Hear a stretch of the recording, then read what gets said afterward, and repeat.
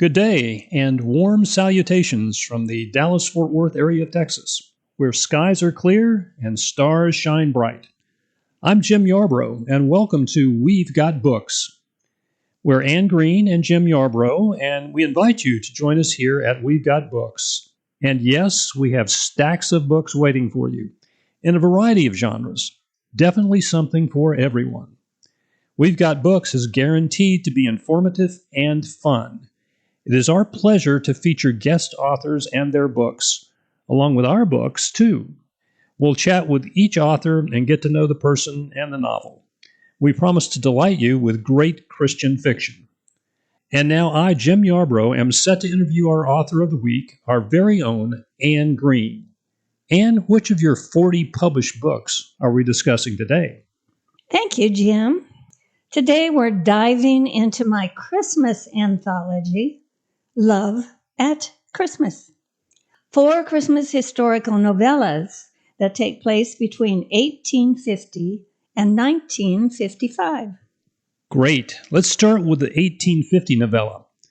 Tell our listeners what it's all about. The title is The Choice. I'll read the back cover copy. The book is set in Laramie, Wyoming, although at the time it was not a state, and the year is 1850. The Choice. Felicity's father dies, leaving her stranded at Fort Laramie, Wyoming, 1/3 the way to Homestead's 640 acres in the Oregon Territory. She has money and supplies to continue her journey, but a woman alone cannot claim the free land. So, she advertises for a husband. Ben's got massive debt and gold rush fever and heads to California. But at Fort Laramie, he's robbed of everything he owns, including his horse. His only recourse is to strike a bargain with Felicity. At the fork in the trail, will he trek to Oregon to help her homestead? Or will she accompany him to dig for gold in California? Can these two stubborn people with very different goals make the right choice? Thank you, Ann. That sounds intriguing. Where does Felicity meet Ben? Because Felicity's in a tight spot, she has no choice but to advertise for a husband. Here's what she advertises. Wanted, groom between the ages of 25 and 30, strong, able-bodied, with no disfigurement, Christian, eager to travel to the Oregon Territory. All expenses paid. Apply inside. Felicity Daniels. So, Ben answers the ad and agrees to marry Felicity? Yes. But Ben only applies for the husband job because he's been robbed of everything he owns, and he's on his way to pan gold so he can pay off his mother's debts. He marries Felicity with the stipulation that he can talk her into leaving her dream of owning land in Oregon and going with him to California. So each has a choice. Which one will give up his dream?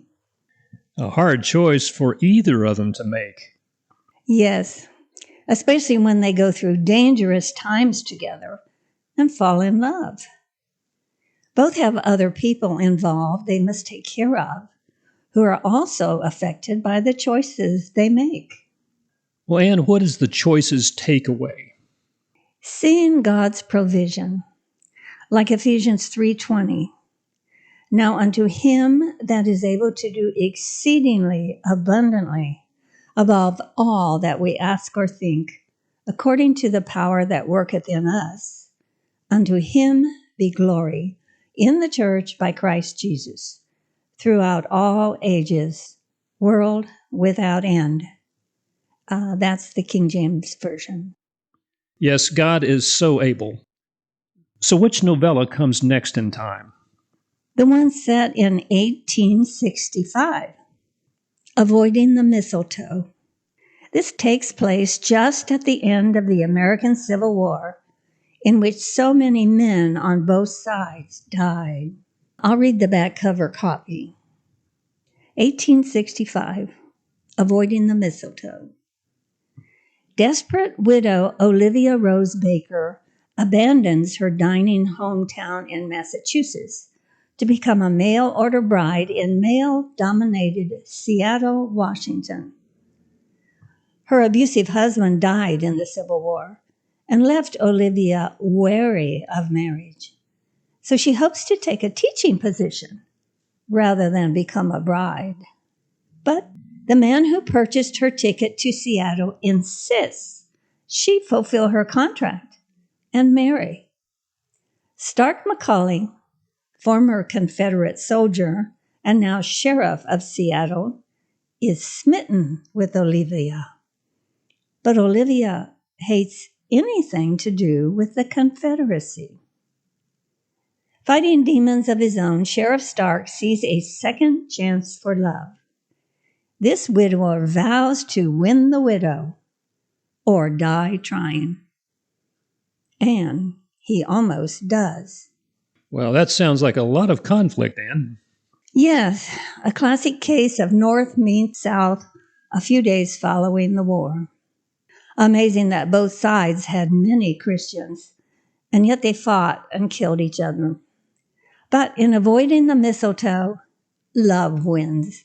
So what is Avoiding the Mistletoe's takeaway message? One of my favorite scriptures. Therefore, if any man be in Christ, he is a new creature. Old things are passed away. Behold, all things are become new. 2 Corinthians 5:17. Absolutely.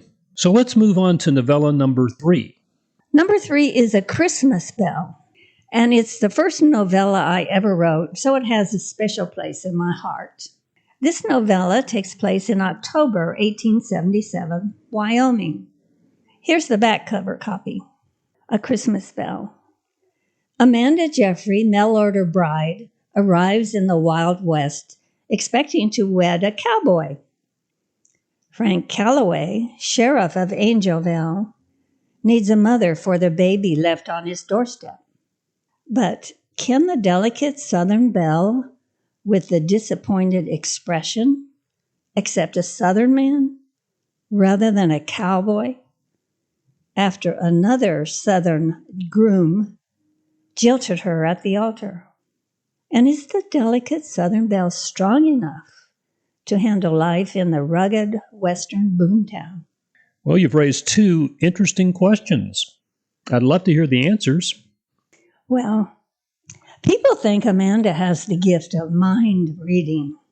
However, instead she has the gift of catching the micro expressions people strive to hide, which for a split second reveal their real feelings. So some people fear her, while others hold her in esteem as she arrives in Angelville, Wyoming, along with a wagon load of other mail-order brides sent from the community church in Merville, Maine. She came in answer to Frank Calloway's ad.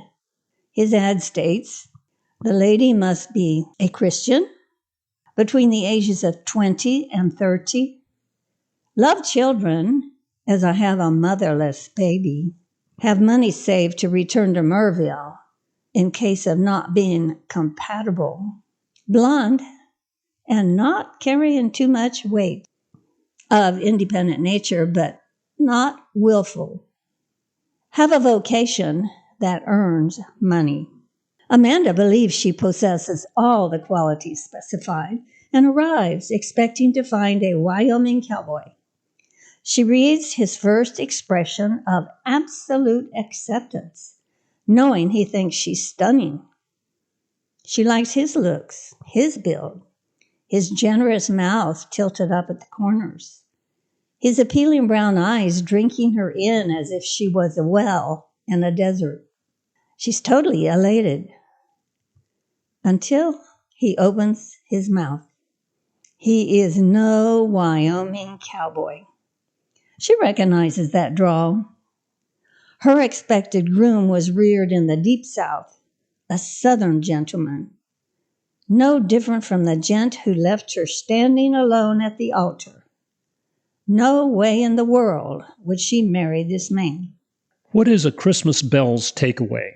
I heard the bells on Christmas Day, their old familiar carols play, and wild and sweet the words repeat of peace on earth, goodwill to men.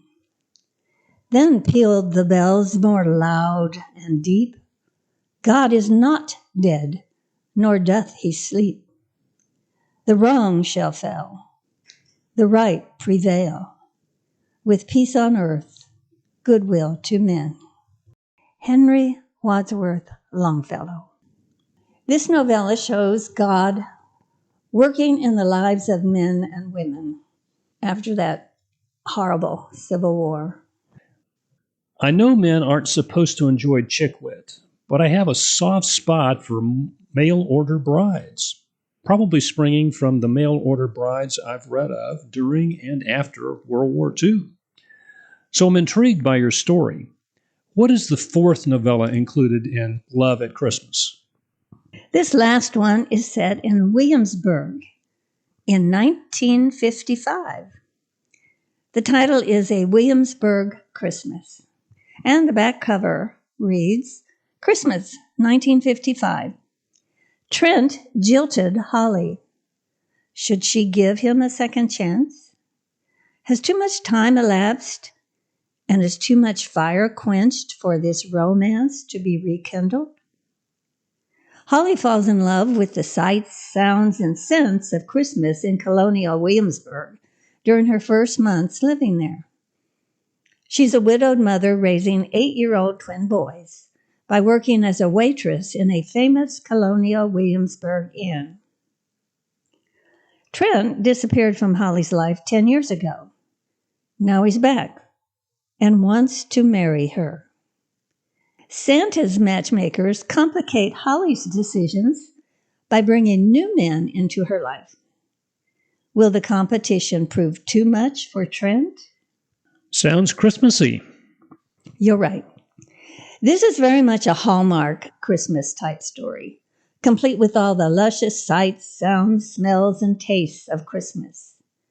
Williamsburg is a great setting for a 1955 story, when life was much simpler and Christian values were observed by the majority of Americans. If you like Hallmark movies, you'll love this story. What is the takeaway of A Williamsburg Christmas? God is a God of second chances. You know, my wife Susan and I enjoy an occasional Hallmark movie together. They always leave us with a warm, happy feeling, as I'm sure this last novella in your anthology, Love at Christmas, does. You are a talented lady, and your books are always exciting, as well as offering the reader something new to learn. So how can people find you, Anne? Go to Amazon.com, type in Love at Christmas by Anne Greene. That's ANNEGREENE. Or better yet, go to my website, AnneGreeneAuthor.com. All my books are listed there, and you will find Love at Christmas. Click on the buy link. Thank you, Anne. Would you mind repeating your website? And do you have a newsletter to let fans get to know you better? Thank you, yes. Listeners can go to AnneGreeneAuthor.com. That's ANNEGREENE author.com. There they will find a short biography, pictures of different places I've been and things I've done, pictures of my oil paintings and covers of my books, along with their back cover copy, and a link to where they can be purchased. Best of all, listeners can sign up for my newsletter and keep up to date on what's happening in my life with my books and with the books of other authors.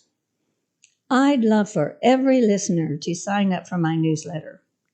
I often give away free books in my newsletter. And my newsletter only comes out once a month and introduces you to my family and interesting events in my life. Sounds like a great place for listeners to go. Well, once again, time has whizzed by, so we must say so long from deep in the heart of Texas, and hope you've enjoyed your time with us as much as we've enjoyed having you. Join us next week when we guest spotlight our own well-known author, me, our very own James Yarbrough, and my hilarious book, You Can't Be Serious. Also, don't forget to go to buzzsprout.com and enjoy some of our 50 other podcasts with different authors. They're as distinct from one another as the authors who wrote them are unique. So this is Jim Yarbrough and Anne Greene saying, see you all later, and read a good book for education, entertainment, and just plain enjoyment. We hope you'll choose one of the fabulous books you've heard about on one of our podcasts. Keep exploring the world through reading. Reading reduces stress, sparks new ideas and interests, and improves your vocabulary. So keep reading. See you next time.